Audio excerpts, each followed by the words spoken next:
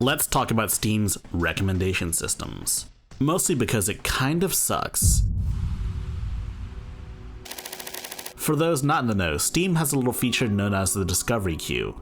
Essentially, Steam presents to you 10 games that may be of interest to you depending on certain criteria. What the criteria is kind of depends. The unfortunate truth is this system doesn't really work all that well when you play multiple different types of games. On paper, this system should work for people that only play one type of game. Like if you only play JRPGs, or FPSs, or fighting games, or beat-em-ups, or whatever. But Steam Discovery Queue will sometimes match up games for arbitrary reasons. So this is the Steam Discovery Queue right now. I'm going to show you the 10 games I come across. And if you like my content, be sure to like and subscribe. Every little bit helps me out, and I know you're the only one that can help me. This first game here is Metal Gear Solid 3 Snake Eater, part of the Master Collection Volume 1. Is this game relevant to you? Yes, but only because I've played 0.7 hours of Judgment, which is a good game by the way. I've already played it on PlayStation though. The other questionable thing is that you can't buy Metal Gear Solid 3 separately. Not yet anyways. Let's move on. Next up is this game called Nowhere, Mysterious Artifacts. How is this relevant to me? Well, I'll tell you how. It's relevant because I've played games like Terraria and Craftopia and Starbound and whatnot. It's a survival horror crafting game. So you cut down trees, you build cabins made out of logs and stuff like that. You kill zombies and stuff. All things considered, it's not a terrible suggestion. There's even a demo here if you want to try it out, but truth be told, I'm really not that interested in this game. But it might be a good fit for you, so, maybe try it out for yourself. Let's move on. Next up is The Great War. This is an RTS based on World War I. According to Steam, however, it's relevant because I've played Conqueror's Blade, a third-person action game. It's not the same type of game. It doesn't even take place in the same time period, not even the same war, and you don't even fight with the same types of weapons. It's probably not a bad game, but it doesn't fit any recommendations. Next up is Above Snake. What is this based on? Well, it's based on the fact that I've probably played Terraria and Starbound. This is a curse of spending so much time in Starbound and Terraria. You get littered with games that are kind of like them. Next up is Pirate 101. Why was this recommended to me? Because I've played an RPG. Do you know how many types of RPGs there are? Like there's CRPGs, JRPGs, dungeon crawlers, action RPGs, MMORPGs, looter shooters, games that kind of have RPG elements bolted onto them. It's absolutely insane. Why would Steam recommend it? Because I've played games tagged as quote-unquote RPGs. Why not recommend this game based on the fact that I've played games about pirates before, huh? I think that would have made a lot more sense. Next up is Meet Your Maker. No thanks, I'm good. It's based on the fact that I've played 7 Days to Die as well as a bit of CSGO. It might be accurate, but the truth is, it doesn't seem like my type of game anyways, so I'm gonna pass. Next up is Terra Nil. Terra Nil was recommended to me because I've played single player games. That's right.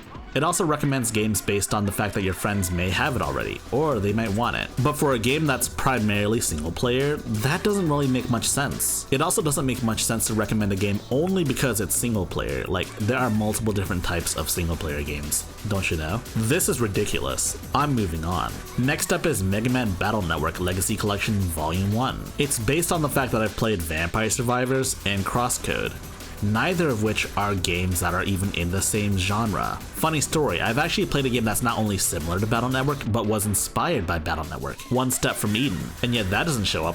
Why? That would be like the perfect recommendation for someone that's played only that. No hate on the games though, the Battle Network series is pretty good, but the first few games are very, very poorly balanced. Whoa, I can't show this on camera. Oh my god, oh my god. Why was this game recommended? Well, it's simple really. It was recommended to me because it's an action single-player 2D indie side-scroller anime RPG.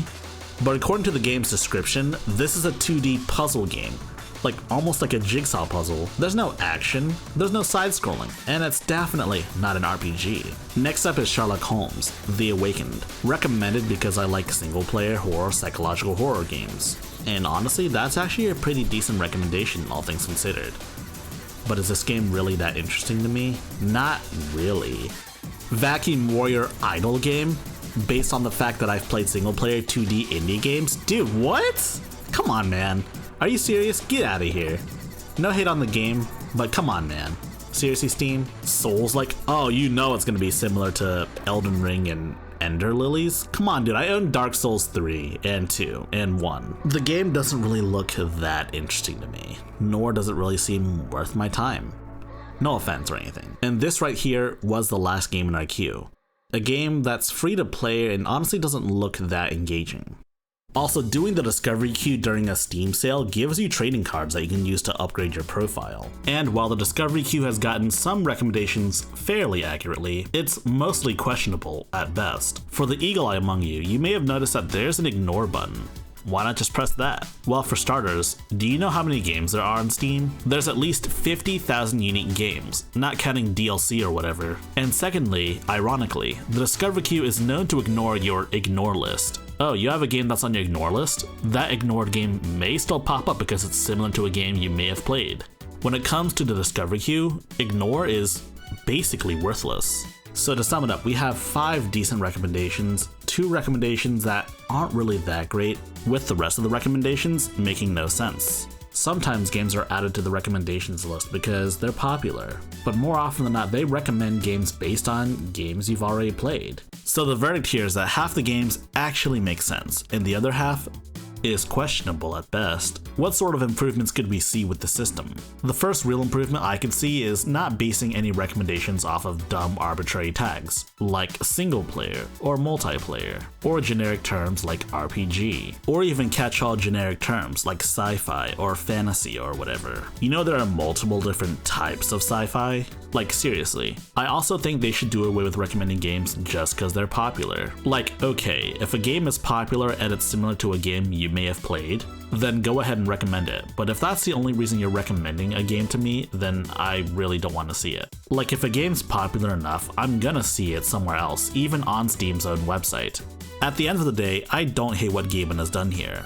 I don't hate the discovery queue. I just want it to be better at discovering games that I may enjoy. In theory, it sounds cool. You may discover a hidden gem that you may absolutely love. But the truth is, that's never happened to me. And I've used the discovery queue more than a couple of times. If you liked this video, be sure to press the thumbs up button and spread the good gospel of high-tech lowlife. And if you want to see more high-tech lowlife, be sure to subscribe and press the bell icon for notifications. And for you enlightened individuals, be sure to join my Discord server. And if you wish to support high-tech lowlife, be sure to check out our Patreon page. Links in the description down below.